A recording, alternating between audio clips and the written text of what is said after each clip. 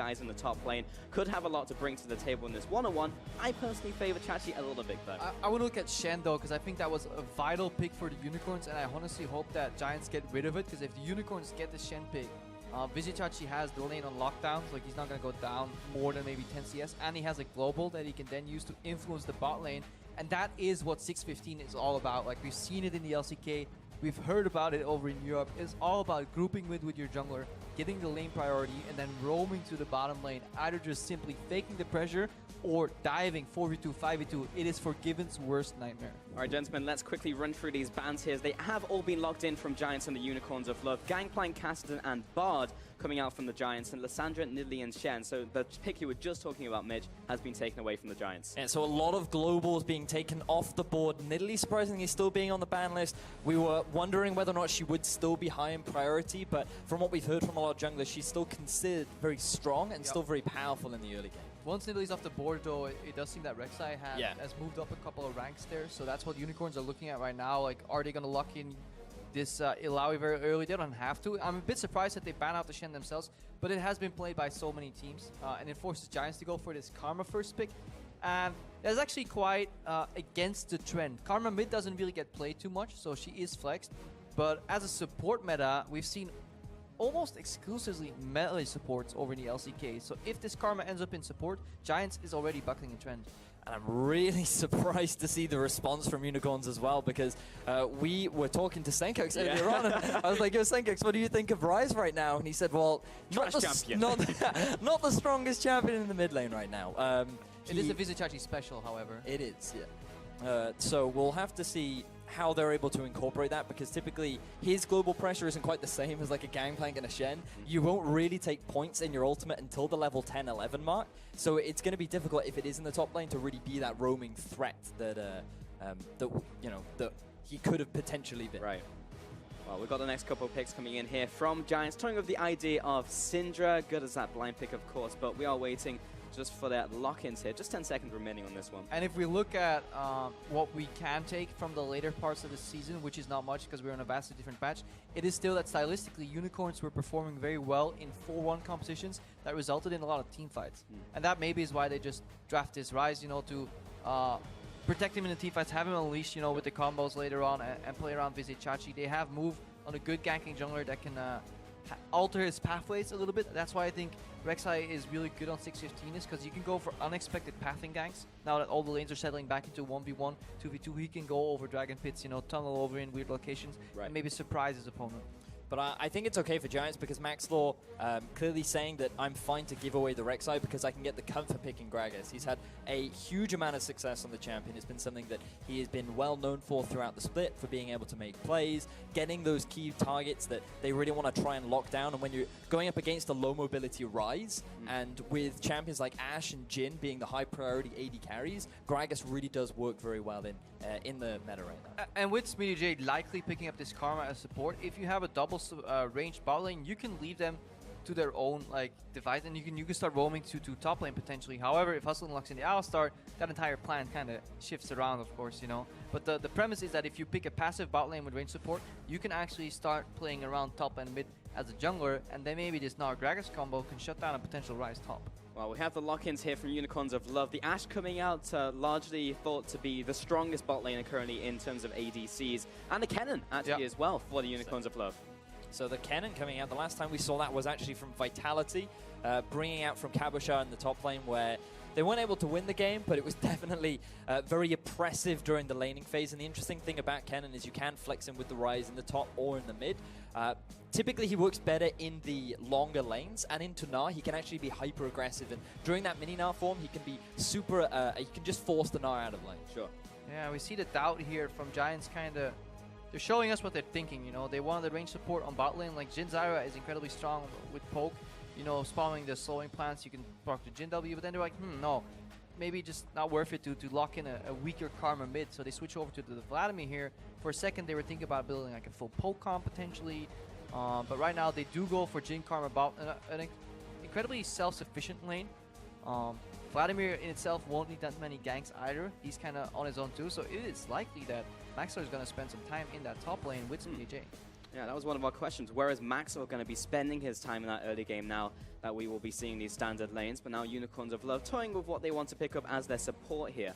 The thing is, I'm actually very surprised that Unicorns have been able to draft this because their most successful bottom lane is Ashe Brawl.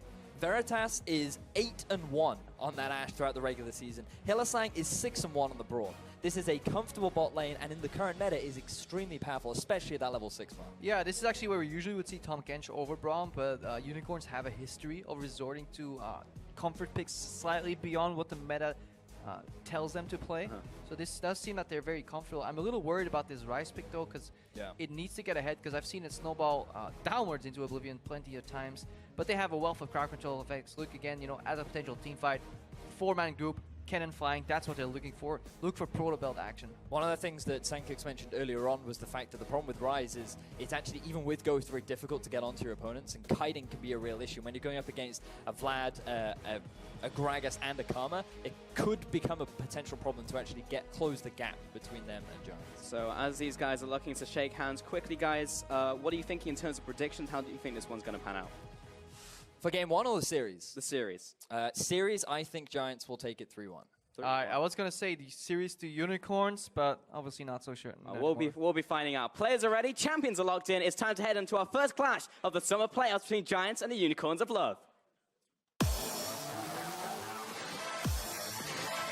In laning phase, they're pretty defensive, but they don't like to fight without jungle around. Unicorns, they do a lot of weird stuff. I think against Giants, we have a pretty good chance beating them. We really want to perform, that's what it comes down to. And now we gotta step up and win.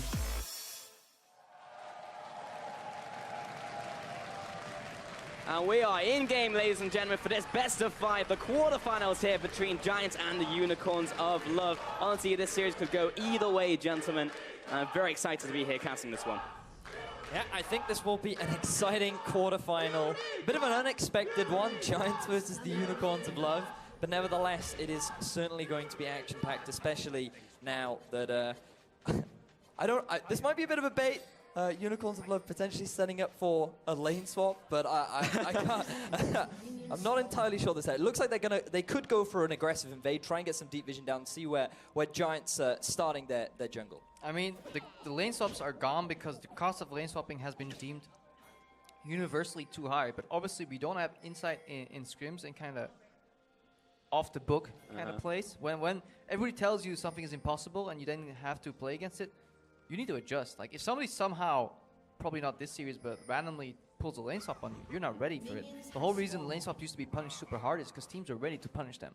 Eventually, teams will get a lot more greedy and kind of accepting that their lanes are defaulting to 2v2 and 1v1. Maybe one day somebody can surprise, but I doubt it that this is going to be the game. Yeah, coming with the potential swap up. You were talking about these two teams as well, Crepo, and indeed you as well, Veritas, and how like they were stronger in potentially standard lanes, Unicorns of Love doing that slightly less, but actually winning more of their games.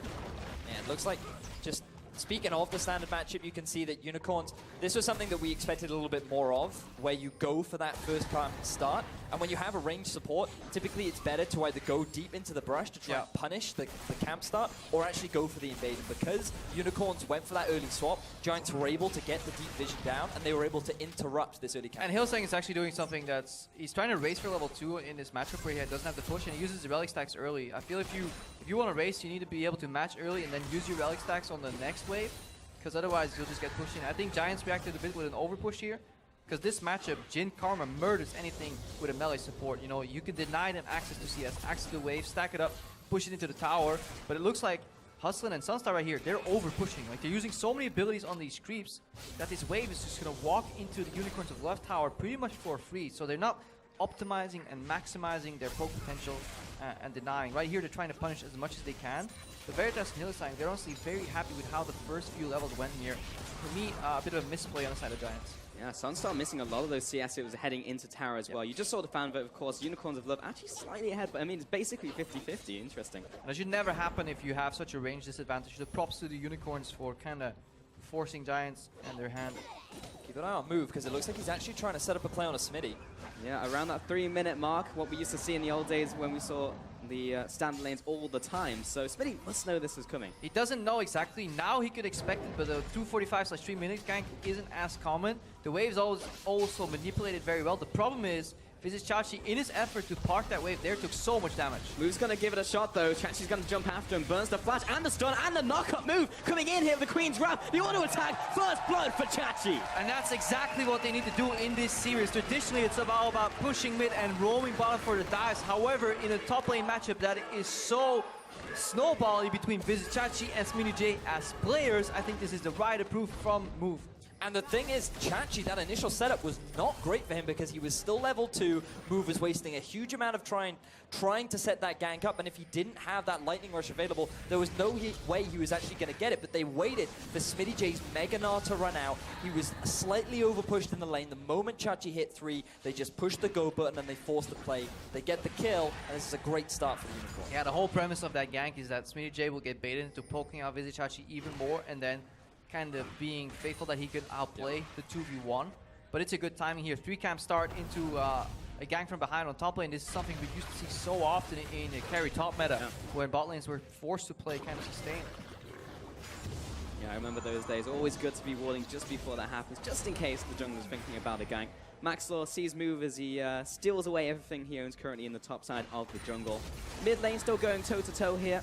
And Veritas, I know you like talking about mid lane matchups. How do you think this one's going? So, typically, Vladimir should have the slight edge during the early game because he does have the push advantage over Ryze. You have to burn a lot of your mana, and while you can use that Flux to put a little pressure down, I think that Knight was just a little bit overzealous early on. He ended up taking a little bit more poke than he was initially expecting because the damage on an empowered Q from the Flux can actually catch a lot of people off guard, and when the general consensus is Ryze is not very good, some mid laners won't actually put the effort into him, so when you go up against him, sometimes you don't entirely expect all that damage to come out. Yeah, so to truly outplay a champion, you need to play him very often yourself or do like rigorous VOD reviews.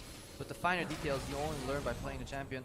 Same here in bottom lane, honestly. The fact that Ash Braum is even/ahead in CS here against SONSTAR is honestly impressive. They're obviously looking for base timing now myself because they need to get back to base because SONSTAR's walking back with items. So if Veritas and Hylissang stay longer to greet potentially for a different build, then they're going to be in trouble. It's also really important that whenever you play a Ghostplay champion, you base immediately on your item mark, because if you can base before the enemy gets his BF money, which is slightly more, then you actually have a good window of opportunity where you can punish. But Unicorn has managed to base and get their like first ideal item, and they're doing the classic swap past 5 minutes of the game and speed up the macro play again here, because now they can lean on the advantage that they have in the top lane. Vizicsacsi is already beating Smittyj. There is a wave stacked up in the top lane, and with the presence of Ash Braum, this may result in turret first blood for the Unicorns. It's a really smart play. This is something that we have seen over in the LCK multiple times, where if you have that small advantage in the top half, you can very quickly punish it. But look at the bottom half of the map right now. Yeah, look at it. Jhin is freezing, and that's because they had async.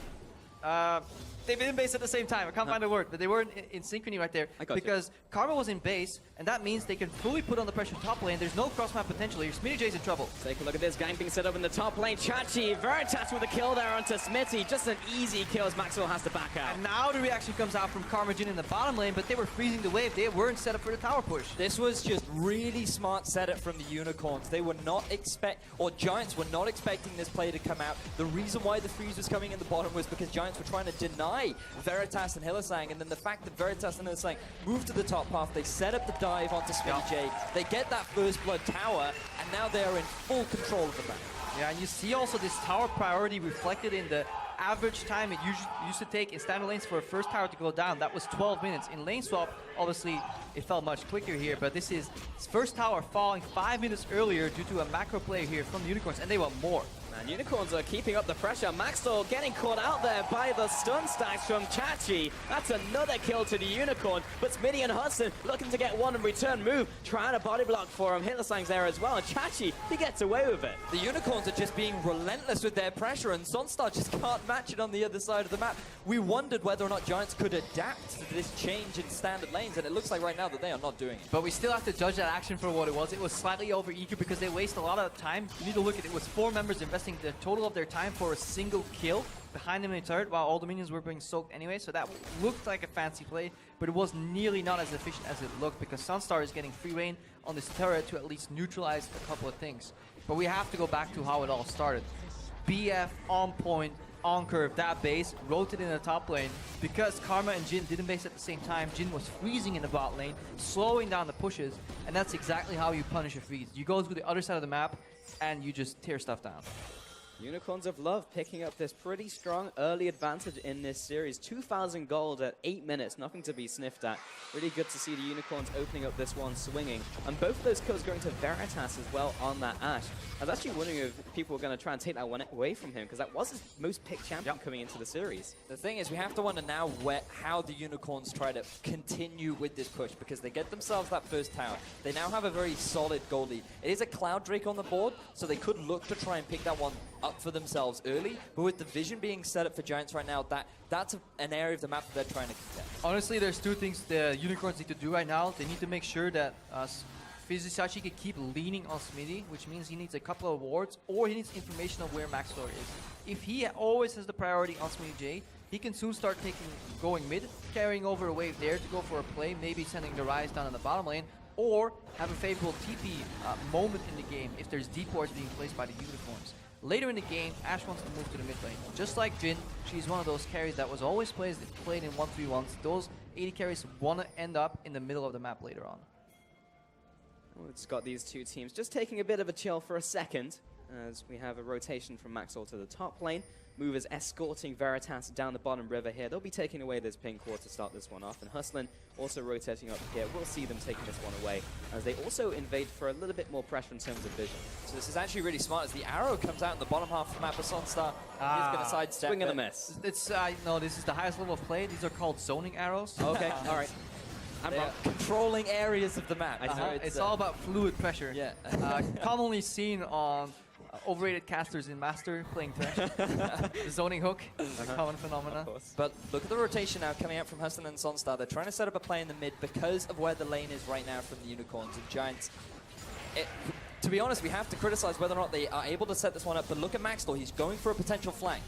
Hustlin, he's doing a bit of poking, but that's going to lead into the deadly flourish, followed by the curtain call. Hustlin is over on the front line still. He's going to have to flash away, but Move will chase after. First kill coming out of that ultimate. Chachi now coming into the fight. The Maelstrom will find the second one. Maxlore is getting pushed under the tower, and Unicorns are looking for this dive. SONSTAR with the triple kill. Triple kill here for Move, actually, I think it is. He picks them all up. Rek'Sai 3-0-2 right now, and what a reaction from the Unicorns. It looked so good for Giants on that pickup early. Deadly Flourish connects, but then the cast from Maxlore threw Exileh sideways, and it all went sour. It was Giants trying to force the play in the mid lane. They looked to try and get the pick down onto Exileh, but they just didn't have the damage. The response from Chachi with that flanking teleport was exactly what you needed. So you can see the initial setup. Hustlin comes in, forces a bit of poke down, they get the initial route onto Exileh, and then Exileh gets split away from Move.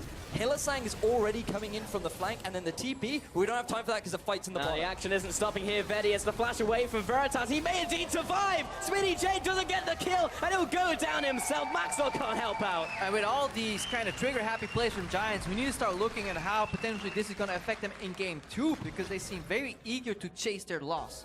Failure happened, immediately flashed in for a return kill. This was a teleport from Smittyj over on the kind of overextending Veritas in the bot lane, who was playing for that tower, but then he chased the kill aggressively with the flash and died. And right now, Unicorns, they're playing so crisp. They're really reacting to whatever is going on, and Giants, they're put on the back foot. Were we expecting the crispy play coming out here from the Unicorns of Love? Because, of course, we had these 2 weeks. All right, I'm going to hold that for a second. As I told Mitch, just his face light up as he saw the pink walls being picked up by the Unicorns. Right so here. crisp. This is like a support's wet dream, you know? You press tab, or you see the arrow, zoning arrow. Yeah. Fantastic Forced him concept, to the right there.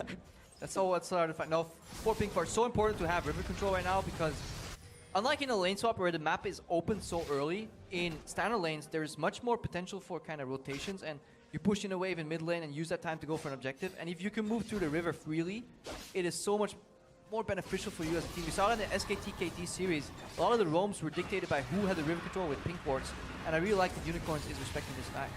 It's really good to see how much Unicorns have adapted to the patch. This was something that Senkirk brought up on the desk. Perhaps Giants would lose the first game, or maybe even two, but their ability to adapt will now be highly in question as the game progresses, because they are at about 4k down. They are very behind in each of their lanes. In particular, Smittyj, and right now they're just trying to do damage control. Yeah, with their ulti. You can keep an eye on Move right now. He is setting up in the bottom half of the map, potentially trying to force down this tower.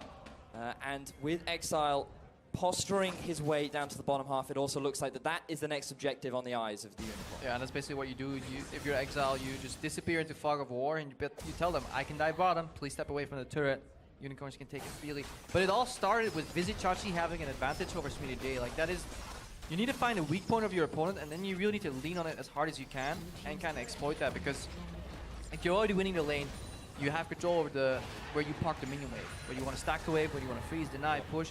So Vizicsacsi had that control, and the Unicorns then used a decent base timing in the bottom to just rotate top, and they just forced the pressure on that weak point from Giants, and they took a tower first, and at that point Giants was always reacting, and then they tried to gank top lane with Gragas, but they failed because there was a ward again. You know, Vizicsacsi was thoroughly being protected. So Unicorns, I feel like they're playing as a team and as a unit, something we saw later in the season as well. Really impressive. Being put in these standard lanes just seems to maybe have that knowledge from how much they did it, of course, in the regular season, how they performed, and now coming into playoffs looking a whole lot better. 7-0 in this game. Last time we checked in, they were 2,000 gold ahead. Now over 5,000 gold with that first initial Cloud Dragon on top of that. Unicorns love in a real dominating position at the 15-minute mark. The thing is, now they can just take their time. They have a composition that scales incredibly well into the min lane. Very much built for team fighting with the Rise and the Cannon, but they can also set up for the 1-3-1. They have options for the 1-4. They have so many options available with their comp, but Giants, they're trying to answer with a dive in the top. Yeah, Chachi does have ult, but he's 1 versus 3. He's going to have to turn around onto Smittyj, see if he can get the burst damage down. Deadly Flush will also come in to assist. Yeah, I think you call that one, Crepo. He dead. He's dead, but the rest of Unicorns moving up. I don't think Giants can get enough out of this play, but this is a little lackluster here. Yes, they can take their time if they don't make any mistakes in doing so. You know, if you play the game slow, mistakes cost you much more here. Let's see. Largest gold lead, 50 in this split for the Unicorns. Oh no, just straight up the largest gold lead this split. Very impressive from the Unicorns so far. We're already setting records. This is also the largest goal lead at 15 minutes in playoff summer 2016 so far. I mean, you can... It's the first game. Damn it, Crepo.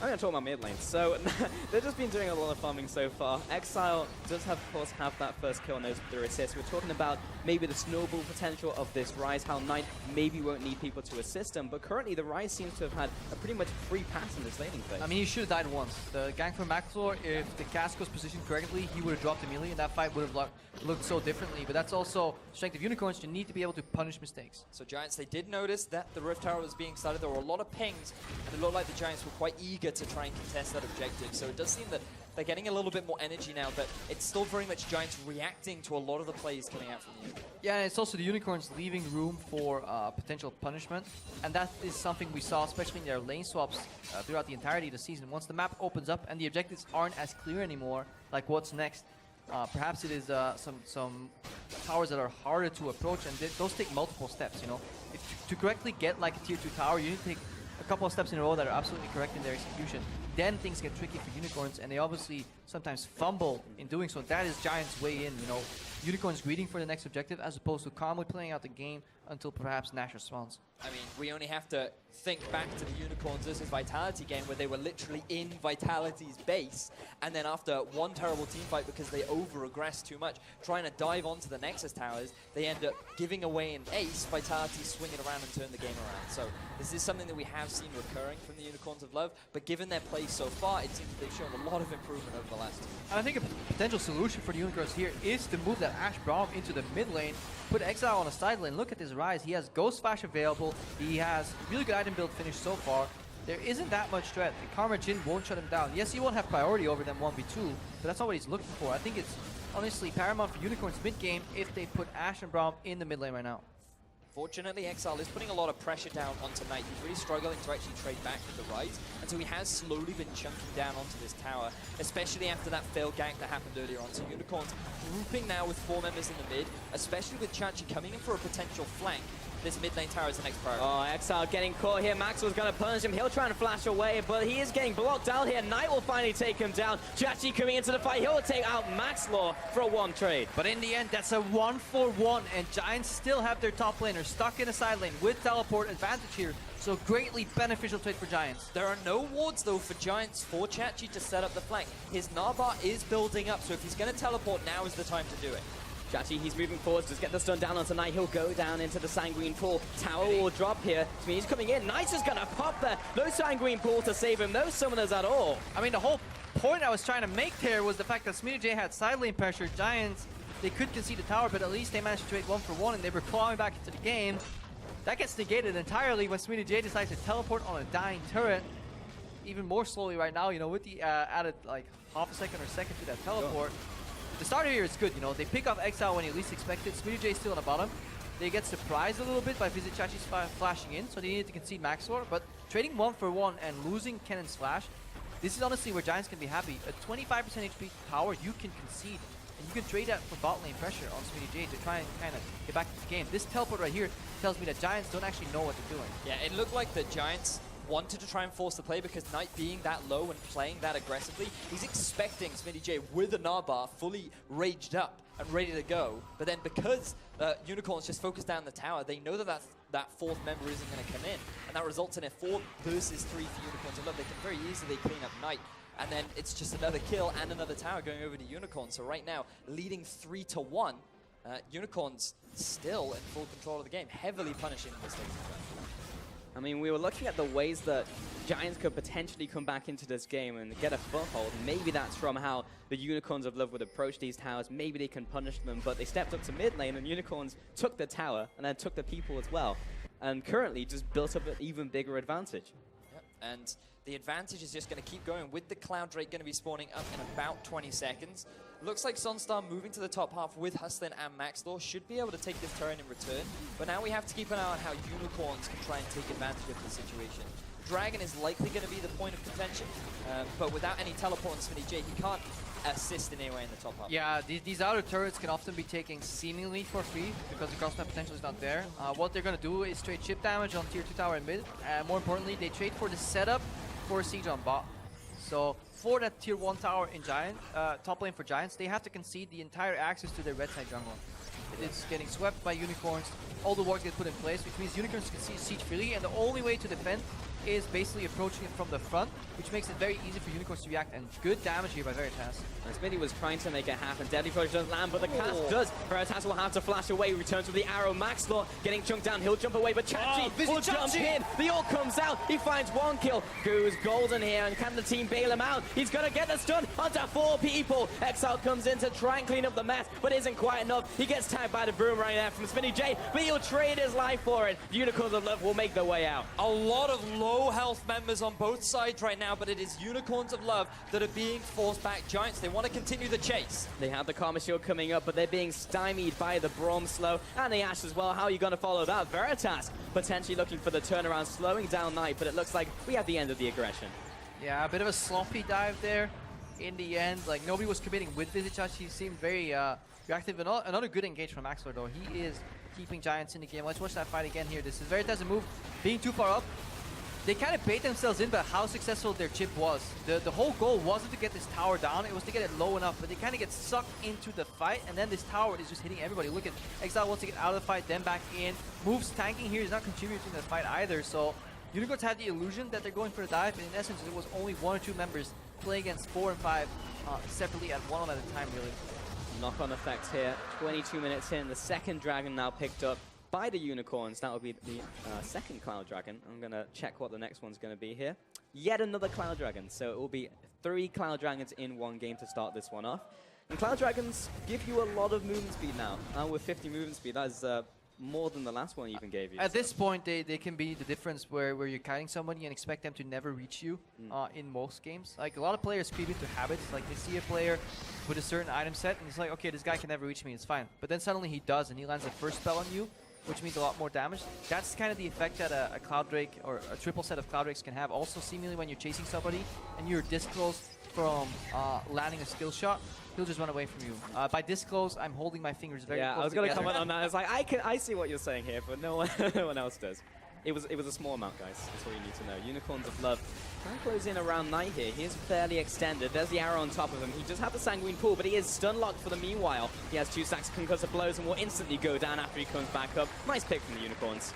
Knight really getting caught out of position. Really good arrow from Veritas to punish it, but with the flash, he didn't feel it was worth it because of move coming in from the flank. And given that Unicorns have already set up vision control around the Baron and Smittyj being on the other half of the map, this is going to be their next objective. Well, trying to convert this into the Baron. Hustlin's going to see it out. Has the ward going down. Trying to zone away with the curtain call coming up. Maxlore is also just being on the front lines, trying to be a bit of a body blocker. But Chachi trying to find the flank. Jumps on top of SONSTAR. Not quite enough damage to finish up, but he will be buying time on that back line. Exile's going to jump forwards. Will find Hustlin. He'll be the first casualty of the fight for Giants. Chachi will be chasing after Maxlore. Does get the stun down. And the rest of the team also arrives. Exile being knocked away by Maxlore. And that'll just be that nice 1 kill for the Unicorns. Yeah, Exile putting the rise in surprise right there. But a little bit of miscommunication, I feel, from Unicorns.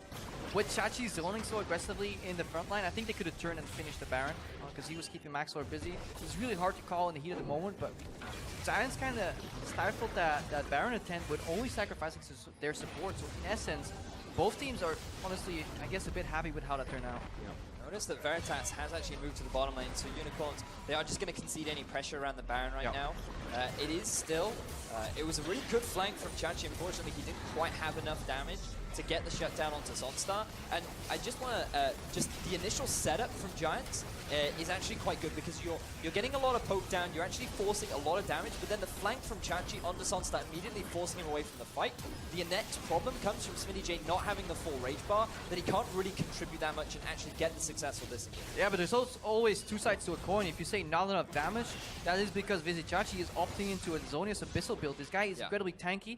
No Protobelt shenanigans for all-in burst, which means you can just use him to buy time. He can easily buy 5 to 6 seconds, which is enough to burn a Baron down. So I think that's where kind of Unicorns of Love were baited in by their own lead. If this is an even game, you will sack the cannon, go for the Baron, finish it off anyways. But they tried to win the team fight. They kind of got sucked in. Slightly inefficient Baron plays, but they're still in the lead by a margin of 7,000, which is honestly so impressive by the Unicorns. Still have control over that area as well. The pink ward's going down and completely starved of vision, so Giants don't even know this is going on. Now the blue trigger comes in, but may even just be too late. Here comes a TP out from Smittyj. Maxlore trying to get in a range for a potential steal. He'll come in here. Does not happen. Move will find it, and everyone jumps over the wall. Chachi will be the sacrificial lamb. He just allows everyone to get out alive with the Exile. That was such a good ult from Exile. I was not expecting that play to come out at all, but that is such an effective use of the Rise ultimate to get out of what looked like a terrible situation. Yeah, I'm so not used to casting this new Rise that I thought that Knight just obliterated, and I was waiting for the quarter kill announcement. And then I look over the ledge and there's 4 happy campers from the Unicorn standing there. What an incredible creative use from this new Rise ulti here from the Unicorns. I was really confused for a second. I actually just didn't know what was going on. Really well played by Exile. Unfortunately, Chachi missed the bus and was unfortunately hanging out with Giants, so he went down. League of Legends is a crude world. Punishment for missing the bus? There you go, kids. Never miss the bus from now on. SONSTAR trying to defend this bottom tower, but it's already very low from the last Unicorns push, so Move will come down here and pick up all that juicy gold. That seems like the biggest troll too. Imagine if this guy's calculating, he's like running the numbers. Yeah, Baron DPS an average of 2k per second. Okay, cast time on Rise ulti, you know, do all the numbers. Okay, I'm gonna start casting it right now. And you port your entire team out when Baron's on 500 HP. Enemy team walks in, says thank you very much. Unlucky would be the usual phrase for that. But right now, Giants are the unlucky ones. They're taking a lot of poke damage from the side of the Unicorns of Love. Chachi has been set up to the top half of the map, so you now have the 1-4 setup from the Unicorns. With the Baron, there's a lot of pressure being exerted onto Giants. They have decent wave clear, but it's still not really going to be enough to deal with this sort of thing. Yeah, but they just group for safety, and then they peel off the Rise, and they make it into a 1-3-1, because Baron is, the more you spread out, the more efficient it is. That's what we expected, but turns out Exile just really wanted Krugs. Guess they're wrong. Yeah. Getting into the minds of Exile here. Yep. Like, clearly he's going to push bottom lane, put pressure and amplify the creep. No, just I could get a rock, guys. Doing Krugs. Krug abuse. Krug abuse, not okay. Chachi just trading off for Smittyj. Runeterra is a cruel world, as we have experienced in this first game. from here on out, we should be like, well, this is what I would do if I was in Exile's situation. Just watching do something else. Like, Not- I will always Not to creative Krug. decision making. He needs to go to Krug rehab. Yeah. But yeah, this is the Baron attempt here. So they stop Maxlore, which is good. Hylissang gets a knockup, but it's barely gets in range for a potential smite steal, and then poof, everybody's gone. The setup was so good from Exile. Just as the Baron was being nuked down, it's one of those calls where it's just like nuke it, nuke it, nuke it, and then it's timed so well. Very impressive. I feel like he's practiced that before. Like, I don't think that's a play you could just, hey, I've got a great idea. Let's just go for it. I'd hope that teams have scrimmage champions that they're performing on the stage in the quarterfinals. I feel like playing a bit of Rise today here, boys. I'm gonna bust this one out. I mean, I used to play with a guy like that. It's like, you know what? Pick me Diana. It's like, how often have you played Diana? Enough. Played it twice in solo queue. Sometimes it works, sometimes it doesn't, but clearly the Unicorns of Love have practiced this pick. Edging on the 30-minute mark now, still have that massive advantage, almost getting towards the 10k horizon. And with just such a big advantage in this game, like, what do Giants do? They look for a way back into this game, or do they look at what information they've gleaned from the Unicorns in this first game? I mean, honestly, they start banning game 2 pick and bans. That's what I would do. I mean, this is definitely Unicorn's game to lose, but the things we still have to take into consideration is Jin has a powerful late game, same for the Vlad. You know, you can always make the late game argument, but it's very much about how Unicorns of Love actually close out the game. And you know, tracking back to some of their games in the past, they've actually shown a lot of struggles in being able to close things out, because in some of their games against Vitality, they had 2 Barons and an Elder Drake and still couldn't close out the game. And this is something that we'll have to see whether or not Unicorns have adapted during these last 2. Yeah, it's also a bit of a slower Ashe build here on Veritas too. You know, BT third isn't the best for DPS-wise. It keeps you safe, but there are better DPS options. So Unicorns aren't putting all their money on offense. The fact that Cannon didn't kind of go for a Proto Belt also made things harder. If Vizicsacsi has a hard time landing the key ultimate with Flash, like Flash plus Proto Belt generally nets you, guarantee that you can connect that ultimate. But here you see moving in for Smittyj. Smittyj, you have to use Flash, so it looks like easy Connor. Yeah, this will be probably a bit of a slow kill since he is a tank, but there's 2 people on him. And now with Veritas coming in, goodbye Smittyj. Just another nice pick from the Unicorns of Love, doing a good job about this game. Like, there's no real reason for Smittyj to be that far up in the lane when you have no control of your half of the jungle anymore. Unicorns. Gotta get that gold. Gotta get the gold, yeah. But it's a little bit overzealous, especially against a Kennen who has typically been doing pretty well in the lane so far, and given how much attention Move has spent on that side of the map. But now Exile going on to Knight. Oh, Knight's dropping though. He'll go down to the Sanguine Pool, but Exile is just going to run after him. He misses the overload. The flash away. Flux lands. He'll jump after into the Zhonya's, but he'll just camp on top of him. Look for the kill. Misses the overload again. Now the rest of the team is there to zone him away. Move jumps over the wall, but he's on the wrong side of that one. But Chachi comes in to assist. He's on top of Hustlin. He explodes. Knight will try and back away, but Maxlore's also going to fall for a nice double there for the Unicorns. Shocking play from the Unicorns of Love, catching the Giants by surprise. Initially, it looked like Exile could have been in a bit of a sticky situation, but fortunately for him, Move was there to back him up. Really good tunnel under the wall to intercept SONSTAR from getting that ultimate down. And then the follow-up from Chachi to allow Unicorns to break into the base of Giants. Unicorns of Love fans out here in force as they take down the middle inhib, chunk the top tower as well. Chachi may be caught out. Knight was trying to get in there with the Proto Belt, but didn't quite make it happen. A good snowball from the Unicorns, honestly. They find a pick.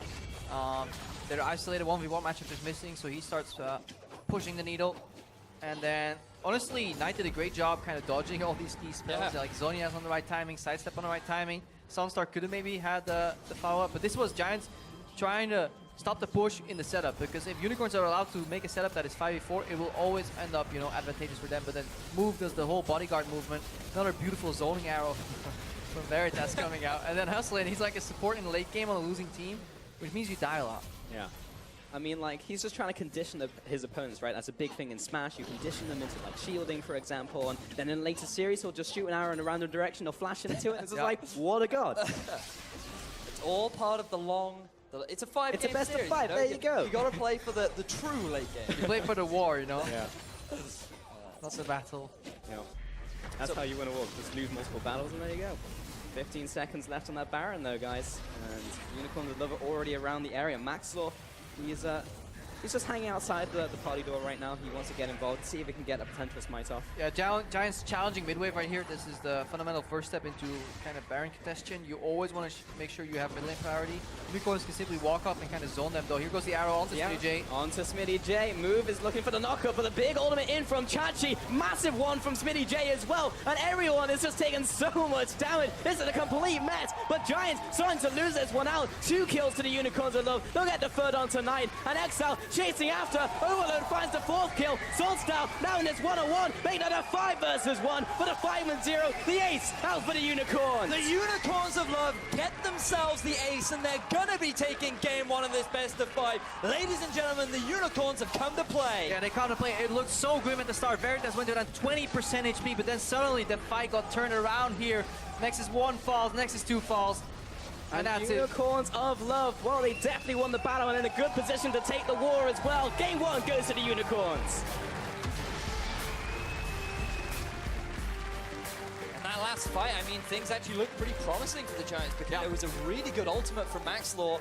You saw a multi-man